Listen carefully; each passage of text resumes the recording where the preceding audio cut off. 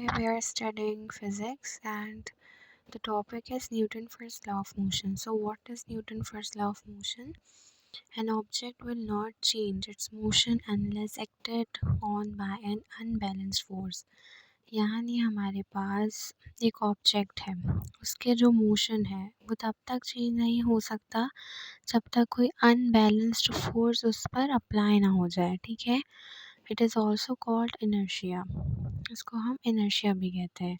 Motion क्या होता है हमारे पास, यानी जब मूवमेंट हो रही होती है किसी भी ऑब्जेक्ट में, और रेस्ट जब कोई भी मूवमेंट नहीं होती, जब वो रेस्ट में होता है, यानी कोई भी मूवमेंट नहीं होना इस रेस्ट, एंड मोशन जब कोई मूवमेंट हो रही हो। तो हमारे पास हम इसको इनर्शिया भी कहते हैं। अब हमारे पास क्या लिखा हुआ है, if it is at rest, अगर ये रेस्ट में है, it will stay at rest, तो वो रेस्ट में ही रहेगा। Second point, if it is in motion, it will remain at the same velocity. अगर वो मोशन में है यानी मूवमेंट कर रहा है तो वो अपनी सेम वेलोसिटी में ही रहेगा, उसकी वेलोसिटी में कोई चेंज नहीं आएगा।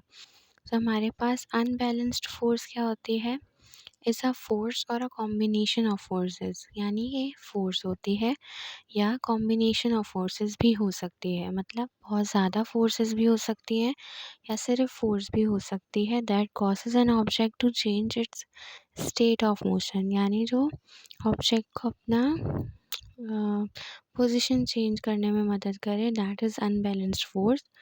इसको हम नेट फोर्स भी कहते हैं। हम अभी न्यूटन फर्स्ट लॉ की एग्जांपल देखते हैं। So here is example of Newton first law of motion. Objects with a greater mass have more inertia. It takes more force to change their motion. हमें बोल रहे हैं कि हमारी बॉडी का मास जितना होगा उसे उतनी ही फोर्स चाहिए होगी उसको मूव करने के लिए। अब हम देखेंगे कि 300 kg is a greater mass, right. ये एक बड़ा मास है, तो इसे मूव करने के लिए हमें एक बड़ी फोर्स की ज़रूरत है। अब 30 kg है, इट्स नॉट दैट बिग, तो इसलिए हमें उसको कम फोर्स उसके ही जितनी चाहिए होगी, ना ही ज़्यादा चाहिए होगी ना ही कम।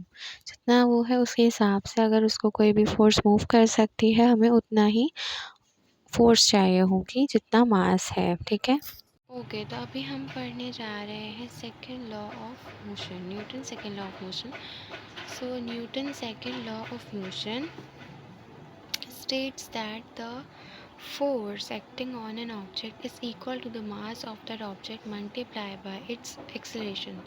सबसे पहले हम इस इक्वेशन को देखते हैं। इसके हिसाब से इसके बिना second law of motion is nothing, क्योंकि हाँ इस पे ही सब कुछ बना हुआ है। ठीक है, तो इसमें क्या बोल रहे हैं कि जो सेकेंड लॉ ऑफ मोशन है states that the force acting on an object, यानी जो फोर्स है हमारे पास ये एक्ट करती है किसके ऊपर, एक ऑब्जेक्ट के ऊपर, जो कि बराबर होता है is equal to the mass of that object, यानी उस ऑब्जेक्ट के बराबर। यानी जो फोर्स है हमारी जो अप्लाई हो रही होती है एक ऑब्जेक्ट पे, वो इक्वल होती है हमारे ऑब्जेक्ट के मास पे ऑफ दैट ऑब्जेक्ट के मल्टीप्लाई बाय इट्स एक्सीलरेशन। उसी ऑब्जेक्ट के एक्सीलरेशन से हम मास को करते हैं मल्टीप्लाई।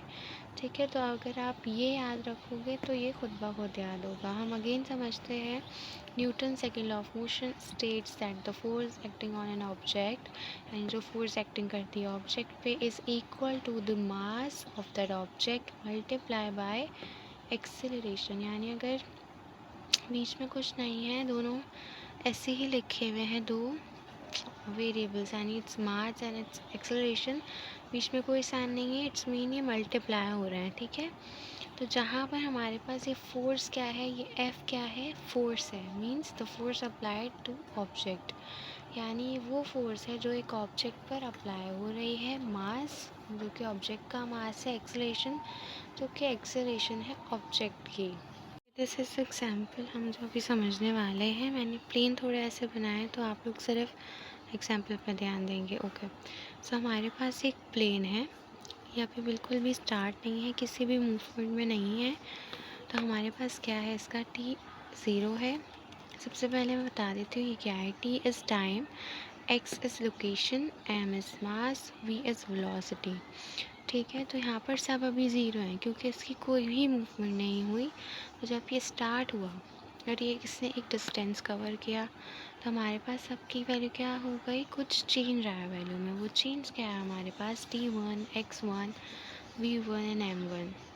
तो जो हमारे पास फोर्स हुई, फोर्स क्या हुई, change of momentum with change of time, यानी जो चेंज आया है वो मोमेंटम में आया है टाइम के साथ। ठीक है, तो हम इसको कैसे डिस्क्राइब करेंगे, हम सबसे पहले लिखेंगे F is equals to m1 v1 minus m, यहाँ पर कुछ डिस्टेंस कवर नहीं था तो इस 0 and v0 upon t1 minus t0। ये यहाँ नहीं लिखेंगे आप लोग, ये आपने यहाँ लिखना है, यहाँ पे बिल्कुल, ठीक है, बिल्कुल बराबर में नहीं लिखते, सही है, बिल्कुल, क्योंकि इसकी बेस है तो ये नीचे आती है थोड़ी इससे। ठीक है, तो अब हम क्या पढ़ेंगे, अब हमने क्या देखा इसमें, जब हमने इसको साथ लिख लिया, जब हमने इसको लिखा ऐसे, तो हमने एक चीज़ देखी कि हमारे पास m आ रहा है कॉमन, हमने m को कॉमन ले लिया, हमारे पास ये एक इक्वेशन बन गई जो कि बराबर है हमारे पास एक्सेलरेशन के फॉर्मूला से। एक्सेलरेशन इसका मतलब है हमारे पास चेंज इन वेलोसिटी, ये जो साइन होती है ना हमारे पास ये ट्राइंगल जैसी, but it's not a triangle, इसका मतलब होता है चेंज होना। ठीक है, तो यहाँ पर मतलब है change in velocity upon time taken.